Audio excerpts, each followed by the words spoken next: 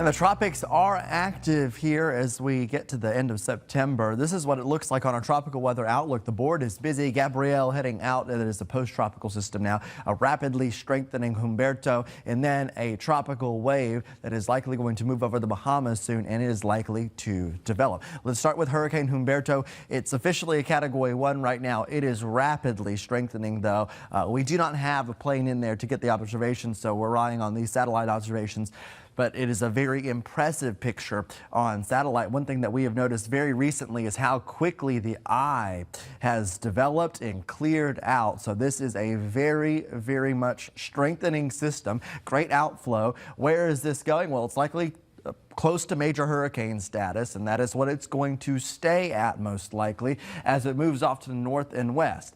It is going to likely move near Bermuda or go in between Bermuda and the coastline of North Carolina, kind of that gap that you have there. It is going to be turning out and off to the open Atlantic once we get to that point of early next week.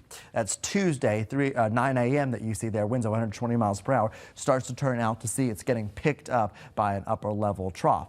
This system will be in close proximity to our other system, and that might be something interesting to watch. Here is our other system, Invest 94L.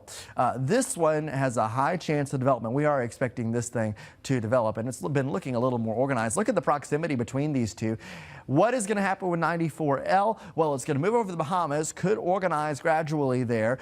This thing has the GFS forecast model. Anywhere you see green, that's tropical storm force winds. Then the system starts to race up towards the coast of South Carolina, North Carolina, Georgia. Those are the folks that want to be paying close attention to this now. Then Humberto's out here. Notice it goes near Bermuda. They are close to each other, and some forecast models do show some kind of interaction where they influence each other's track. But a lot of forecast models like this one don't show such a direct influence. What we see by Tuesday is 94L. The next name on the list is Imelda.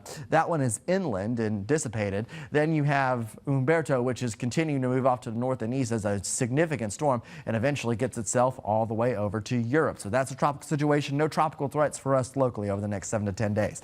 This afternoon, warm with temperatures in the middle 80s, but not as hot as it has been. In fact, your weekend, warm afternoons, but it's quite fine actually. Comfortable mornings with temperatures in the 60s, upper 80s for our afternoon highs. Your beach forecast, it's a low risk of rip currents through the weekend. Good news there. Futurecast shows a couple of showers developing this afternoon or this evening. This is a little more than what we saw in previous forecast models, so something to keep in mind. I do not think we have a major influence on football games, but we'll keep updating this forecast as we go through the day on Saturday. About as fantastic as it gets with a dry forecast and nice conditions. Here's that All-In Credit Union tailgate weather forecast.